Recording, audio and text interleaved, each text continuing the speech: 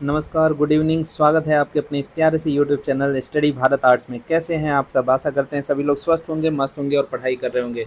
तो एक बार जल्द से जल्द सभी लोग जुड़ जाएं अपने इस प्यारे से सेशन में। आज का सेशन होने वाला है बहुत इंपॉर्टेंट, और हम लोग आज देख रहे हैं राजनीतिक विज्ञान यानी कि राजनीतिक शास्त्र, और इसमें हम लोग देख रहे हैं अध्याय 2, एक दल के प्रभुत्व का दौर। और हम लोगों ने इसके 2 लेक्चर देख लिए हैं। आज हम इसका तीसरा लेक्चर देखने वाले हैं। एक दल के प्रभुत्व का दौर का मतलब होता है कि किसी एक पार्टी का, हम कह लें कि पूरा प्रभुत्व कहाँ पे, हमारे राजनीति में। तो आपको पता ही है कि आज़ादी के बाद जब हम आगे बढ़े, लोकतंत्र की स्थापना हो रही थी, तो उस समय सिर्फ एक ही पार्टी का नाम हमारे जहन में आता था, वो है कांग्रेस पार्टी। जैसा कि आप लोग को पता है 1885 में कांग्रेस पार्टी का गठन हुआ था, और इसके बारे में हम पढ़ते हैं चैप्टर में। तो एक बार सभी दोस्तों और मित्रों से ये गुजारिश है कि आप अपने इस प्यारे से लिंक को ज़्यादा से ज़्यादा शेयर कीजिए उन सभी दोस्तों और मित्रों तक जो भी बिहार बोर्ड में आर्ट से पढ़ाई करते हैं, या जो भी एनसीईआरटी पैटर्न पे 12वीं आर्ट से तैयारी करते हैं। तो चलिए शुरू करते हैं आज का लेक्चर, और ये होने वाला है बहुत इंपॉर्टेंट। तो आगे बढ़ने से पहले हम यहाँ पे देख रहे हैं, ये है हमारा अध्याय 2, जो एक दल के प्रभुत्व के रूप में है। और आज हम लोग सोशलिस्ट पार्टी, कांग्रेस के प्रभुत्व की प्रकृति और कम्युनिस्ट पार्टी ऑफ इंडिया के रूप में इन 3 टॉपिक को कवर करने वाले हैं, जो आपके एनसीईआरटी बुक की पैटर्न पे है। जो भी आपकी यहाँ पे क्लासेस चल रही हैं सब एनसीईआरटी पैटर्न पे ही चल रही हैं, ठीक है ना। चलिए, तो एक बार आगे बढ़ने से पहले अपने इस प्यारे से यूट्यूब चैनल को आप सभी लोग शेयर कर दीजिए, लाइक कर दीजिए, और सभी मित्रों तक इसको ज़्यादा से ज़्यादा सर्कुलेट कीजिए। जो भी स्टूडेंट पढ़ना चाहते हैं, जिनके पास भी वो किसी अभाव में पढ़ नहीं पाते हैं, आप उन तक ये इस लिंक को शेयर कीजिए, ताकि वे पढ़ सकें और पीडीएफ नोट्स बिल्कुल फ्री में पा सकें। उसके साथ साथ उनके आंसर, क्वेश्चन, हर चीज़ का सलूशन उनको फ्री में मिल सके। चलिए शुरू करते हैं आज हम अपने इस पुस्तक को, जो है भाग 2, राजनीतिक विज्ञान का एक दल के प्रभुत्व का दौर। यानी हम यहाँ जो चैप्टर देख रहे हैं वो है एक दल के प्रभुत्व का दौर। पिछले टॉपिक में हम लोगों ने जहाँ तक पढ़ा था वो था केरल में कम्युनिस्टियों की जीत। यहाँ तक हम लोगों ने पढ़ लिया था। आपने देखा था कि 1957 में ही कांग्रेस पार्टी को केरल में हार का स्वाद चखना पड़ा। यानी 57 में केरल से जो कांग्रेस पार्टी थी वो हारी थी। बाकी कई जगहों पे तो उसका क्या रहा, प्रभुत्व रहा, लेकिन केरल में वो हार गई थी। जो पार्टी थी कांग्रेस पार्टी, केरल में हार गई थी।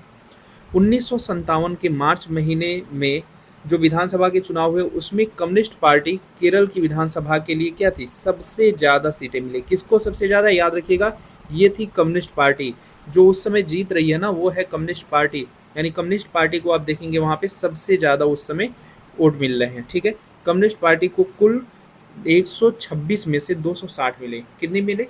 126 में से 260 सीटें मिली थी, ठीक है। चलिए, आज का जो टॉपिक है वो है सोशलिस्ट पार्टी। हम यहाँ से शुरू करने वाले हैं। आज की जो आपकी क्लास है वो सोशलिस्ट पार्टी के रूप में हम लोग आज शुरू कर रहे हैं। तो देखिए, सोशलिस्ट पार्टी, ये आपके देखेंगे कि मुख्य रूप से जो आप देखेंगे कि आज़ादी के बाद हमारे जहन में एक ही पार्टी का नाम आता है, कांग्रेस पार्टी। और उसे ही लेके हम लोग इसलिए चलते हैं क्योंकि आज़ादी के दौर से ही इसका क्या रहा है कि लोगों के ऊपर प्रभुत्व रहा है। शुरू में ये जैसे कि हम कह लें कि बड़े बड़े लोग इसमें शामिल थे, लेकिन धीरे धीरे ये एक निम्न स्तर तक के लोगों का भी पार्टी बन चुका था, और राष्ट्रीयकरण के रूप में यानी कि एकता के रूप में ये सबके समक्ष सामने आया था। देखिए, सोशलिस्ट पार्टी की जड़ों को आज़ादी से पहले के उस वक्त में ढूंढा जा सकता है जब भारतीय राष्ट्रीय कांग्रेस जन आंदोलन चला रही थी। जन आंदोलन मतलब जिस समय भारत में अंग्रेज थे और अंग्रेजों के खिलाफ जो आंदोलन चल रहे थे, उसमें अंग्रेजों के समय जो आंदोलन चल रहे थे उसमें भारतीय राष्ट्रीय कांग्रेस का बहुत महत्व हुआ करता था, ठीक है। कांग्रेस सोशलिस्ट पार्टी का गठन खुद कांग्रेस के भीतर 1934, याद रखिएगा, में युवाओं नेताओं की एक टोली ने की थी। कांग्रेस सोशलिस्ट पार्टी की बात हो रही है, याद रखिएगा। कांग्रेस सोशलिस्ट पार्टी का गठन खुद कांग्रेस के भीतर 1934 में युवा नेताओं की एक टोली ने की थी। यानी कि उसमें जितने भी लोग थे वे बहुत ज़्यादा एज के नहीं थे, वे कम एज के थे, यानी युवा नेता थे। 1948 में कांग्रेस ने अपने संविधान में बदलाव किया। कब बदलाव कर रहे हैं? 1948 में। याद रखिएगा, जो भी चेंजेज आ रहे हैं कब आ रहे हैं? 1948 में ये चेंजेज आ रहे हैं। 1947 में भारत आज़ाद होता है। आज़ादी के बाद ये क्या कर रहे हैं, अपने चीज़ों में बदलाव ला रहे हैं। ठीक है ना, ठीक है, चलो भाई आगे बढ़ते हैं। यह बदलाव इसलिए किया गया ताकि कांग्रेस सदस्य दोहरी सदस्यता न धारण कर सके। जो भी कांग्रेस के सदस्य थे वो इस पार्टी से उस पार्टी में न जा सके, यानी कि कोई यहाँ का भी सदस्यता लिया हुआ है ऑलरेडी और किसी और पार्टी की भी सदस्यता न ले, इसके लिए बदलाव करना बहुत ज़रूरी था। ठीक है, इसी वजह से कांग्रेस ने समाजवादियों को मजबूरन 1948 में अलग होकर सोशलिस्ट पार्टी बनानी पड़ी। इसीलिए याद रखिएगा, जो कांग्रेस के समाजवादी थे, जो समाजवादी सेवक थे, उन लोगों ने अलग होकर के क्या किया, एक अलग पार्टी का ही निर्माण कर लिया, जिसे हम लोग किस रूप में जा रहे हैं, सोशलिस्ट पार्टी। यहाँ से आपके एमसीक्यू बनते हैं कि कब अलग हुआ। ठीक है ना, तो एमसीक्यू के लिए ये लाइन बहुत अच्छे से याद रखेंगे। सोशलिस्ट पार्टी, ये जो सोशलिस्ट पार्टी अलग हो रही है, चुनाव में कुछ खास कामयाबी हासिल नहीं कर सकी। इससे पार्टी के साथ समर्थकों को बड़ी निराशा हुई। अब देखिए, अलग हो तो गई थी, लेकिन मुख्य रूप से जो पार्टी थी वो कांग्रेस पार्टी ही थी, और कांग्रेस पार्टी जो थी वो लोगों के जहन में पहले से चली आ रही थी, तो उसको ज़्यादा समर्थन मिलता था, सोशलिस्ट पार्टी को उतना नहीं। इसलिए इसको हार का सामना भी करना पड़ा, और ये इसके जो भी लोग थे, इसमें शामिल लोग थे, वो निराश भी हुए हार के कारण।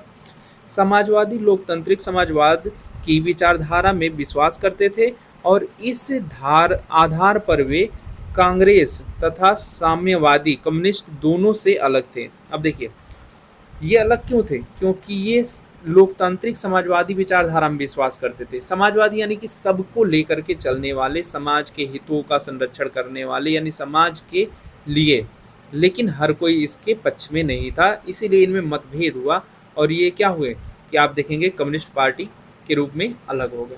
ठीक है, अब देखिए, समाजवादियों को 1955 में दुविधा की स्थिति का सामना करना पड़ा, क्योंकि कांग्रेस ने घोषणा कर दी कि उसका लक्ष्य समाजवादी बनावट वाले समाज की रचना है। राम मनोहर लोहिया के नेतृत्व में कुछ समाजवादियों ने कांग्रेस से अपनी दूरी बढ़ाई और कांग्रेस की आलोचना की। राम मनोहर लोहिया के बारे में सब लोग जानते ही होंगे, एक बहुत ही मतलब हम कह लें कि पुराने नेता के रूप में थे, प्रसिद्ध नेता के रूप में।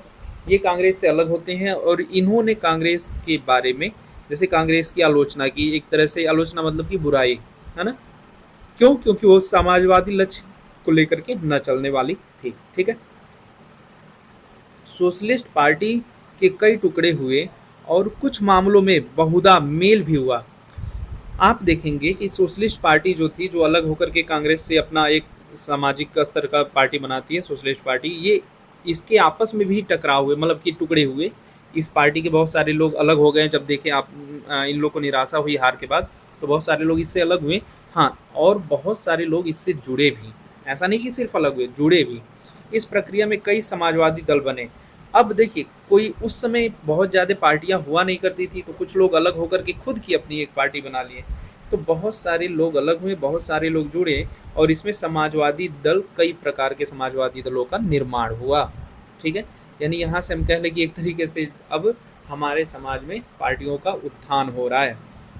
जयप्रकाश नारायण, अच्युत पटवर्धन, अशोक मेहता, आचार्य नरेंद्र देव, राम मनोहर लोहिया, एमएस जोशी समाजवादी दलों के नेता थे। ये लोग याद रखिएगा, ये लोग सभी लोग किसके नेता हैं, समाजवादी दलों के नेता हैं, जो कांग्रेस से अलग होकर के सामाजिक पार्टी के रूप में आते हैं, ये उसके नेता हैं।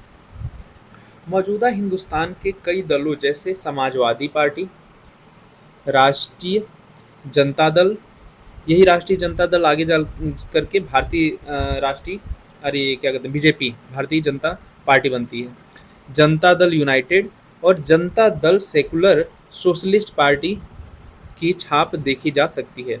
ये उस समय के आप अन्य छोटी छोटी पार्टियों की विभिन्न पार्टियों के आप रूप देख सकते हैं कि कांग्रेस के अलावा ये पार्टियां उस समय, कब 55 की बात हो रही है ना, तो ये 55-58 में हमारे पास इतनी पार्टियां थी जो अलग अलग रूप में थी। और ये क्यों हो रहे हैं, आप देख रहे हैं कि समाजवादी पार्टी के रूप में ये अलग होकर के नेता अपना अलग अलग बना रहे हैं। ठीक है ना, चलिए अब आते हैं कांग्रेस के प्रभुत्व की प्रकृति पे। अब कांग्रेस की ही प्रभुत्व क्यों था, माइंड में आता होगा कि कांग्रेस ही क्यों इतने, हम कह लें कि आगे था, कांग्रेस का ही हर जगह बोलबाला क्यों था। तो अगर आप देखेंगे कि आज़ादी की लड़ाई इसकी शुरुआत कब से होती है? 1885 से, है ना? जब कांग्रेस की स्थापना होती है। चलिए देखिए, भारत ही एकमात्र ऐसा देश नहीं है जो कि पार्टी के प्रभुत्व के दौर से गुजर रहा हो। बाकी मुल्कों में एक पार्टी के प्रभुत्व और भारत में एक पार्टी के प्रभुत्व के बीच एक बड़ा भारी फर्क है। बाकी मुल्कों में एक पार्टी का प्रभुत्व लोकतंत्र की कीमत पर कायम हुआ। बाकी देशों में एक पार्टी कब बनी? जब वहाँ पे लोकतंत्र स्थापित हुई। लेकिन भारत देखिए, भारत इन लोगों से अलग रहा, ठीक है? कुछ देशों, अब बहुत सारे देशों का आप एग्जाम्पल ले सकते हैं जहाँ पे एक प्रभुत्व का निर्माण हुआ। देखिए, कुछ देश जैसे मसलन चीन, क्यूबा, सीरिया, संविधान में सिर्फ एक पार्टी को देश की शासन की अनुमति दी गई। यहाँ पे पार्टी तो एक ही है, उसी एक पार्टी के क्या है, कई ब्रांचेज होते हैं। जो कोई भी जीतेगा तो पार्टी एक ही सत्ता में रहेगी, लेकिन अलग अलग रूप में चुनाव होते हैं, उनमें से कोई जीता तो पार्टी एक ही शासन करेगी। और कुछ देशों जैसे म्यांमार, बेलारूस, इरिट्रिया, ये स्ट्रिया होगा, स्ट्रिया, इनमें एक पार्टी का प्रमुख प्रभुत्व कानूनी और सैन्य उपायों उपायों के चलते कायम हुआ। जैसे आप देखते होंगे कई जगह सैनिक शासन हो जाते हैं, तो ये उनकी बात कर रहा है, जैसे म्यांमार, बेलारूस, इस्टिया। और यहाँ पे कानूनी प्रशासन के साथ साथ हम कह सकते हैं कि जो वहाँ के सैन्य गतिविधियाँ हैं उनके आधार पे शासन चलाए जाते हैं। अब ये कुछ साल पहले तक मैक्सिको, दक्षिण कोरिया और ताइवान भी एक पार्टी के प्रभुत्व वाले देश थे। कुछ साल पहले तक ये लोग भी एक पार्टी के प्रभुत्व के रूप में ही आगे बढ़ते थे। लेकिन अब यहाँ पे भी क्या हो गया, बहुत सारे पार्टियों का प्रादुर्भाव हो गया है, ठीक है? तो कांग्रेस पार्टी के बारे में अब हम लोग देखते हैं। ये तो हो गई कि हमारी कांग्रेस पार्टी जो है भारत की, और इसके समकक्ष अन्य देशों में किस प्रकार से लोकतंत्र में प्रभुत्व आया, किसका? एक दल के पार्टी का। देखिए, भारत में अब अगर हम देखें तो भारत में कायम एक पार्टी प्रभुत्व, अगर भारत की हम अब बात करें तो भारत में, अगर हम भारत की बात करें तो कायम भारत में एक पार्टी का प्रभुत्व इन उदाहरणों से कहीं अलग है। भारत इन सभी जगहों से अलग के रूप में कार्य करता है, ठीक है? जैसे जहाँ भी अभी आपने देखा, इन सभी से अलग है कौन? भारत। यहाँ एक पार्टी का प्रभुत्व लोकतांत्रिक स्थिति को कायम हुआ। अनेक पार्टियों ने मुक्त और निष्पक्ष चुनाव के माहौल में एक दूसरे से होड़ की, और तब कांग्रेस पार्टी के बाद एक चुनाव जीतती गई, ठीक है ना? यानी भारत में क्या हुआ, बहुत सारी पार्टियां थीं और बहुत सारे स्तरों पे अलग अलग चुनाव हुए, और उन चुनावों में कांग्रेस पार्टी जीतती हुई, यानी कि अपना प्रभुत्व स्थापित करती हुई आगे बढ़ती रही। यानी कि देखिए, आज़ादी के बाद चुनाव होते रहे, कई जगह से हार का सामना करते हुए भी कांग्रेस पार्टी क्या है, एक बहुमत के रूप में आगे बढ़ती चली गई, ठीक है? कांग्रेस पार्टी की इस असाधारण सफलता और जो जीत थी ना, जो कांग्रेस पार्टी की जीत थी, असफलता की जड़ें स्वाधीनता संग्राम की विरासत में है। ये कांग्रेस पार्टी की जो आप सफलता यहाँ देख रहे हैं, कहाँ से मिली उसको? तो ये इसको पुराने समय से ही मिली है। कहाँ से? स्वतंत्रता संघर्ष के ही समय से, यानी कि जो आज़ादी की लड़ाई थी वहीं से ही इसको ये विरासत में मिली है। कैसे विरासत में? क्योंकि यही वो पार्टी थी आईसीएन के रूप में, इंडियन नेशनल कांग्रेस के रूप में, जो अंग्रेजों के विरुद्ध सारे कार्यक्रमों को देखती थी। कांग्रेस पार्टी को राष्ट्रीय आंदोलन के वारिस के रूप में देखा गया। ये क्या है? वारिस के रूप में है हमारे किसके? राष्ट्रीय आंदोलन के। कांग्रेस पहले से ही एक सुसंगठित पार्टी थी। ये आज़ादी के पहले से ही आप देख सकते हो, 1885 में जब इसका गठन होता है तब से ये चली आ रही है। यानी कि जब ये 1885 से ही चली आ रही है भारत में, तो अब जो आज़ादी के बाद पार्टियाँ आएंगी तो उनसे ज़्यादा ये प्रभावित तो रहेंगी ही ना। दरअसल अनेक पार्टियों का गठन स्वतंत्रता के समय हुआ। याद रखिएगा, स्वतंत्रता के समय हो रहा है बाकी पार्टियों का गठन, और ये 1850 से चली आ रही हैं, अथवा इसके बाद में हुआ। कांग्रेस अव्वल इकलौता होने का फायदा मिला। आज़ादी के वक्त तक यह पार्टी देश में चहुँ ओर फैल चुकी थी। अब देखिए 1885 में बन रही है। अगर 1885 में ये बन रही है और 1947 की बात करें तो इतने तक का सफ़र इसने तय किया है, तो इसी का ही प्रभाव उसको कहाँ मिला? आज़ादी के बाद प्रभुत्व के रूप में मिला, ठीक है? चलिए आगे बढ़ते हैं। एक मोटिवेशनल लाइन है आप लोगों के लिए, बहुत ही बेहतरीन। चलिए इसको देख लेते हैं। जो हो गया उसे सोचा नहीं करते, जो हो गया उसे सोचा नहीं करते, जब मिल गया उसे खोया नहीं करते, हासिल उन्हें होती है सफलता जो वक्त और हालात पे रोया नहीं करते। क्या बात है, बहुत ही बेहतरीन लाइन है। और आप लोग हंसते मुस्कुराते रहिए, ठीक है ना। टमाटर लाल की तरह देखिए, टमाटर लाल यहाँ पे हैं मुस्कुराते हुए। तो आप लोग भी मुस्कुराते रहिए, हंसते रहिए और अपने इस प्यारे से यूट्यूब चैनल को लाइक कीजिए, शेयर कीजिए, सब्सक्राइब कीजिए, कमेंट करना ना भूलें।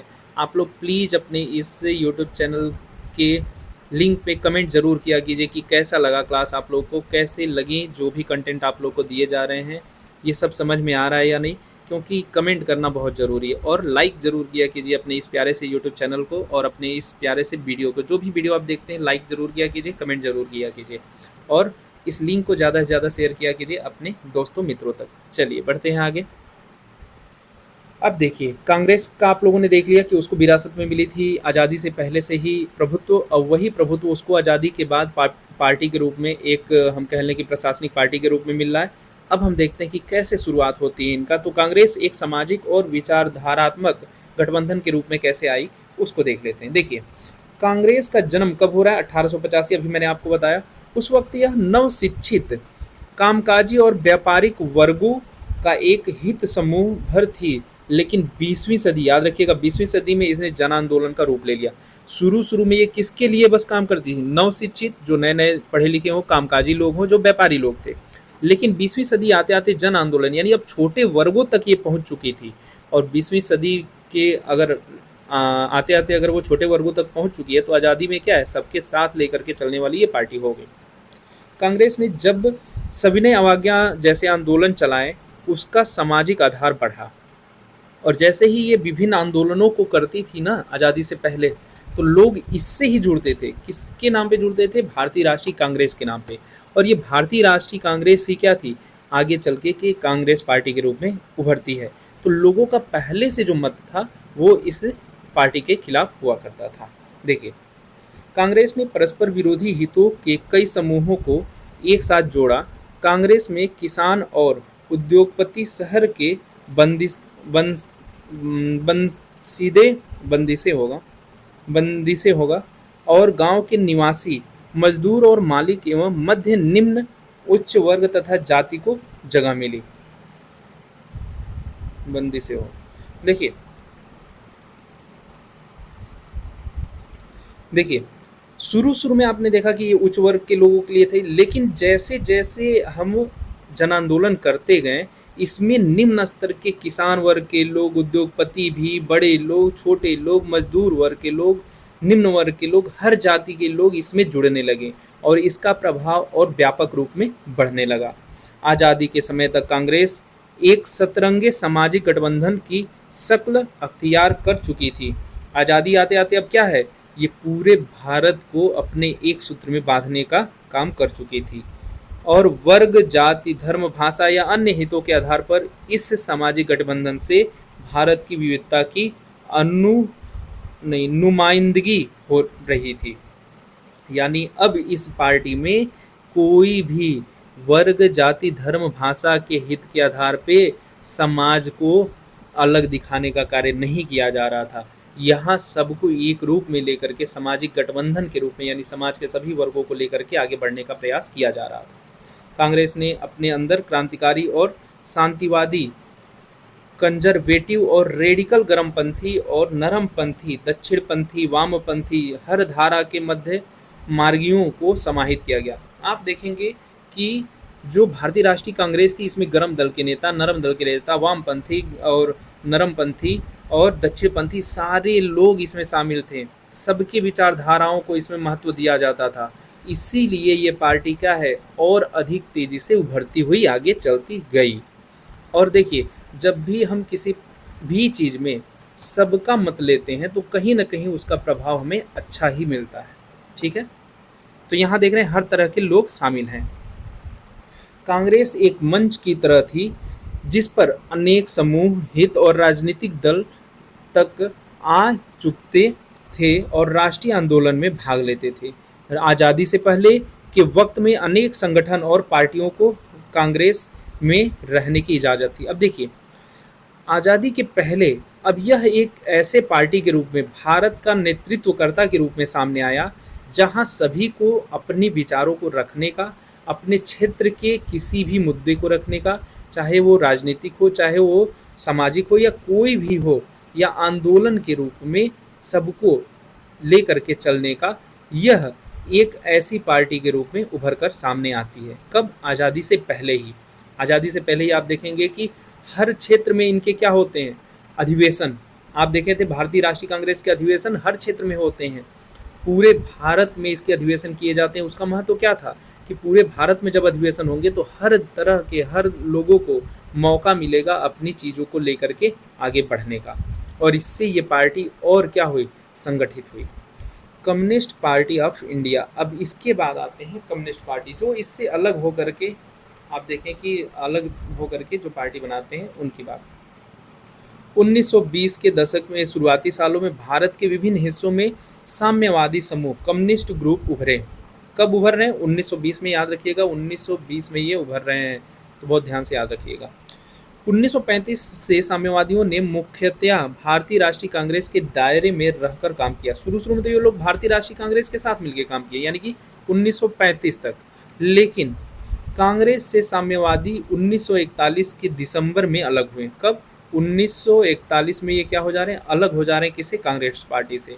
इस समय साम्यवादियों ने नाजी, याद रखिएगा नाजीज्म, जो आप लोगों ने देखा था जर्मनी में 9th क्लास में, नाजी जर्मनी के खिलाफ लड़ रहे ब्रिटेन के समर्थन देने का फैसला किया। और जब ये 1941 में अलग होते हैं कांग्रेस पार्टी से, तो ये जर्मनी के खिलाफ ब्रिटेन की तरफ से आगे जाकर के लड़ाई में सहयोग करते हैं। यानी भारतीय राष्ट्रीय कांग्रेस से अलग हो गए, अब ये इंग्लैंड के साथ मिलकर के जर्मनी के खिलाफ क्या कर रहे हैं? लड़ाई लड़ रहे हैं। ठीक है।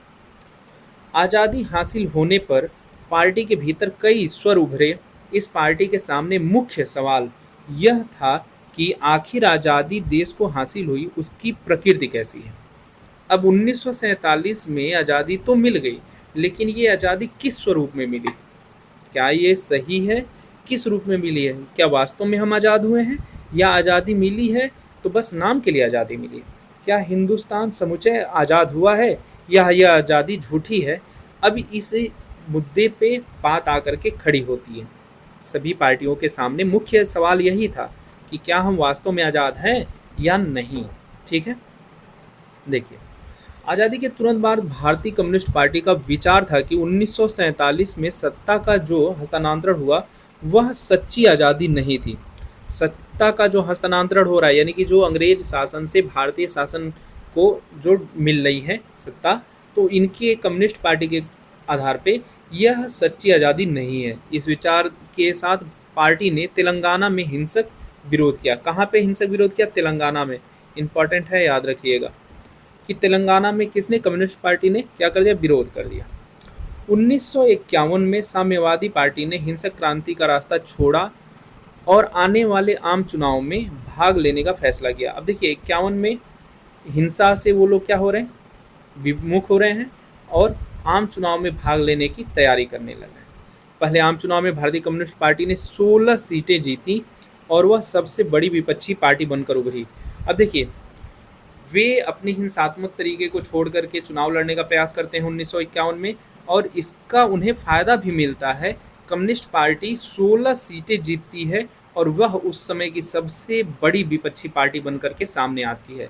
इस दल को ज़्यादातर समर्थन आंध्र प्रदेश, पश्चिम बंगाल और बिहार, केरल में मिला था। यानी कि आप देख सकते हैं जो हमारे पश्चिमी छोर हैं, पश्चिम से लेकर के पश्चिम दक्षिण पश्चिमी छोर हैं, इन सभी क्षेत्रों से हमको यानी कि ये क्या कहते हैं, कम्युनिस्ट पार्टी को प्रभाव मिला था। ठीक है, समर्थन मिला था।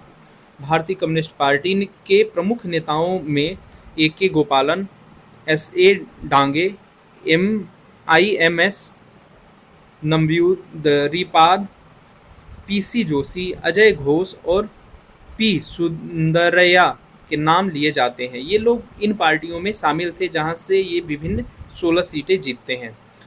चीन और सोवियत संघ के बीच विचारधारात्मक अंतर आने के बाद भारतीय कम्युनिस्ट पार्टी 1964 में एक बड़ी टूट का शिकार हुई। उस समय देखिए सोवियत संघ और चीन में जो अलगाव हुआ, जो सोवियत संघ के रूप में शुरू में हुआ करता था और बाद में अलग हुए, तो उसी तरह से कम्युनिस्ट पार्टी में भी प्रभाव पड़ा 1964 में। और यह क्या हुई कि अलग हो गई, अपने मुख्य दल से अलग हुई, यानी कि अलग हुई। ठीक है, तो आज हम लोगों ने कहाँ तक देखा, तो हम लोगों ने आज जो देखा है कम्युनिस्ट पार्टी ऑफ इंडिया तक के लेक्चर को देखा है। आगे हम लोग इसके देखेंगे अगले लेक्चर में। तो हम यहाँ पहले देख लेते हैं आज के डीपीपी के प्रश्नों को। तो देखिए प्यारे बच्चों, ये है आपके डीपीपी के प्रश्न। नेहरू की मृत्यु के बाद उनका राजनीतिक उत्तराधिकारी कौन बना? 52 से 67 के बीच भारतीय राजनीति में किस पार्टी का वर्चस्व रहा? भारत में चुनाव कराने के लिए कौन उत्तरदायी है? और इसके बाद हम लोग देखेंगे अगला प्रश्न, किस भारतीय राजनीतिक दल को छतरी संगठन के रूप में जाना जाता है? निम्नलिखित में से किस विद्वान ने भारतीय राजनीति में कांग्रेस के प्रभुत्व को कांग्रेस सिस्टम का नाम दिया है? ये सभी के आप आंसर बताएंगे, नहीं तो अगले लेक्चर में हम आपको इसका आंसर देंगे। भारत में पहले 3 चुनावों में कांग्रेस के प्रभुत्व के 2 कारण बताइए। ये आपके 60 हैं, आज 60 ही क्वेश्चन आप लोग के हैं, लॉन्ग में नहीं लाया हूँ, तो ये भी 60 हैं, ये भी 60। ठीक है, इनका अभ्यास कीजिएगा आप लोग। ये है डीपीपी का क्वेश्चन, आप देख सकते हैं। ठीक है ना, हाँ जी, डीपीपी के क्वेश्चन है ये, जियो के हैं शायद, ज्योग्राफी के। ठीक है, 7वें चैप्टर के हैं। तो 17 तारीख का ये है आपका क्वेश्चन के आंसर। तो हम लोगों ने आज क्या देखा? लेक्चर देखा कांग्रेस पार्टी के रूप में। ठीक है, कांग्रेस पार्टी के रूप में। फिर हम लोगों ने देखा डीपीपी, फिर शॉर्ट, ठीक है, और सोल्यूशन। हम लोगों ने इतनी चीज़ें आज देखी। अगला जो लेक्चर होगा आपका, लेक्चर नंबर होगा 4, अध्याय 2 का। ठीक है, लेक्चर नंबर 2 होगा, लेक्चर नंबर 4 होगा अध्याय 2 का, और उसके बाद आप लोग का टेस्ट होगा। ठीक है, तो अपने इस प्यारे से यूट्यूब चैनल को आप लोग लाइक कीजिए, शेयर कीजिए, सब्सक्राइब कीजिए, और कमेंट ज़रूर किया कीजिए कि कैसी लगी आज की क्लास आप लोग को। और जो भी दोस्त फ्री पीडीएफ डाउनलोड करना चाहते हैं, सारी चीज़ें यहाँ से फ्री में मिलती हैं, आप डाउनलोड कर सकते हैं फ्री पीडीएफ नोट्स। और इसके लिए आपको क्लिक करना होगा हमारे टेलीग्राम चैनल पे फ्री पीडीएफ के लिए। तो ये है आपका Telegram channel study Bharat arts, यहाँ से आप फ्री पीडीएफ डाउनलोड कर सकते हैं, कोई भी शुल्क नहीं। और ये आपके क्वालिटी कंटेंट के साथ 100% प्योर आपके नोट्स का भी काम करेंगे, और आपके लिए ये बहुत ही इंपॉर्टेंट होंगे एग्ज़ाम की दृष्टि से। तो प्यारे बच्चों, अपने इस प्यारे से यूट्यूब चैनल को लाइक कीजिए, शेयर कीजिए, सब्सक्राइब कीजिए, ज़्यादा से ज़्यादा मित्रों तक इसको शेयर कीजिए, और बने रहिए अपने इस प्यारे से यूट्यूब चैनल पे। मिलते हैं आपसे अगले सेशन में। रिवीजन करते रहिएगा, जो भी चीज़ें आपको पढ़ाई जा रही है उनका अभ्यास करते रहिए। मिलते हैं आपसे अगले सेशन में, तब तक के लिए शुभ रात्रि, नमस्कार, जय हिंद, गुड नाइट।